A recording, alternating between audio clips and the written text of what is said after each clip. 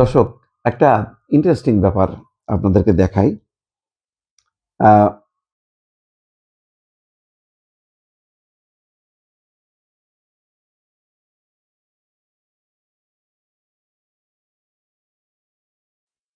বিষয়টা হচ্ছে এহসানুল হক মিলনের এই যে লাফ দিয়ে অতিক্রম করা একটা বেষ্টনী।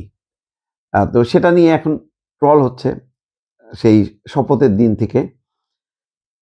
এবং শুধু তাই না, আলোচনাটা এখন এমন পর্যায়ে যে বলা হচ্ছে যে প্রায় ৭০ বছর বয়সে এহসানুল হক মিলনের মতো দৌড় লাফ কি নিরাপদ? গবেষণা কি বলছে?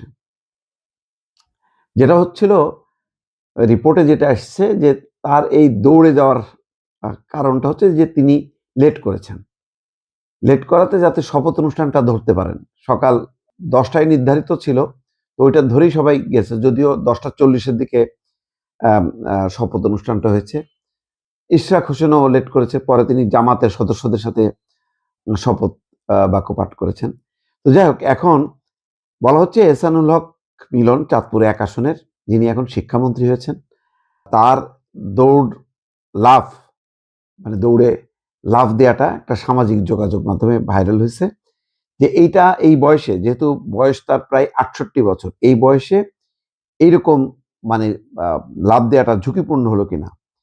কেউ কেউ বলছেন যে সঠিক নিয়মে যদি করা হয় তাহলে বয়স কোনো বাধা নয়, বরং উপকারী বেশি। এইটা নিয়ে একটা রীতিমতো একটা প্রতিবেদন, এই যে দেখেন এই প্রতিবেদনটা। এই প্রতিবেদনে বলা হচ্ছে যে হাড় মজবুত করে, অস্টিওপোরোসিসের ঝুঁকি কমায়। যে বয়স বাড়ার সঙ্গে সঙ্গে হাড়ের ঘনত্ব কমে, অস্টিওপোরোসিসের ঝুঁকি বাড়ে। লাফ দেওয়ার সময় যে ধাক্কা বা চাপ তৈরি হয় তা হাড়ের কোষকে উদ্দীপিত করে, মানে আরো উজ্জীবিত করে। ২০২৪ সালে প্রকাশিত এক গবেষণা বিশ্লেষণে দেখা গেছে নিয়মিত জাম্পিং এক্সারসাইজ নিতম্বের হাড়ের ঘনত্ব উল্লেখযোগ্যভাবে বাড়ায়, যা বৃদ্ধ বয়সে হাড় ভাঙার ঝুঁকি কমাতে গুরুত্বপূর্ণ ভূমিকা রাখে। যুক্তরাষ্ট্রের ন্যাশনাল অস্টিওপোরোসিসের ফাউন্ডেশনও লাফ এবং উচ্চ প্রভাবমুক্ত ব্যায়ামকে হাড় মজবুত করার কার্যকর উপায় হিসেবে স্বীকৃতি দিয়েছে। পেশি শক্তি বাড়ায়, পড়ে যাওয়ার ঝুঁকি কমায়। যাই হোক না কেন, এত কিছু চিন্তা করে এহসানুল হক মিলন সেদিন আসলে লাভ দিয়েছিলেন কিনা সেটা পরিষ্কার না। বিষয়টা হচ্ছে যে তিনি একটা এতে ভুগছিলেন যে টাইমলি যদি না তিনি যেতে পারেন তাহলে বিষয়টা খারাপ দেখায়। এছাড়া যেহেতু উনি ইতিমধ্যে জানতেও পেরেছেন যে তাকে মন্ত্রিসভার সদস্য হিসেবেও শপথ নিতে হবে, ফলে দুই দায়িত্বের প্রথমেই যদি তিনি লেট করেন তাহলে জিনিসটা কেমন দেখায়। ফলে এত তাড়াহুড়োর মধ্যে উনি পাশে যদি খেয়াল করতেন, পাশ দিয়ে কিন্তু হাঁটার রাস্তাও ছিল, কিন্তু তখন বোধহয় আর তার নাই, সহ্য হয়নি, তিনি দৌড় দিয়েছেন এবং দৌড়ের সামনে যেহেতু ব্যারিকেড পড়েছেন ওখান থেকে তিনি লাফ দিয়েছেন।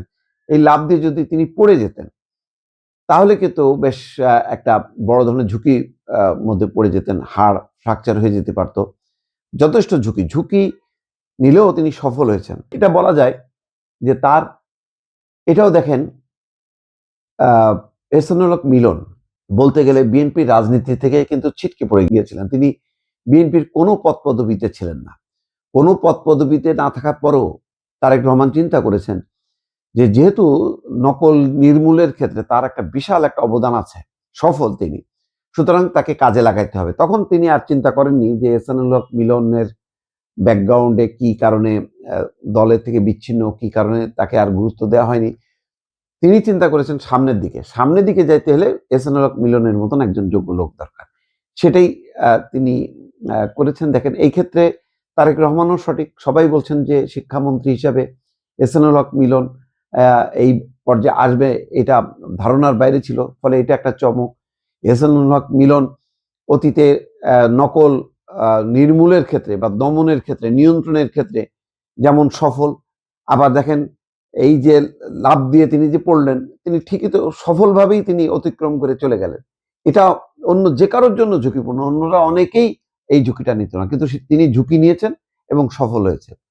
এখন অনেকেই বলছেন যে যেহেতু তার এই সর্বশেষ এই লাফ, এত বড় এই বয়সে লাভ দিয়ে তিনি যে ঝুঁকিটা নিয়ে সফল হয়েছেন, ফলে তার ভিতরে আরো আত্মবিশ্বাস বাড়বে এবং মন্ত্রণালয়ে তিনি এই যে চ্যালেঞ্জ মোকাবেলা, দেরিতে বই, তারপরে নকল, নানা শিক্ষাক্ষেত্রের যেই অরাজকতা, সেগুলো দূর করার ক্ষেত্রে তিনি সফল হবেন দর্শক।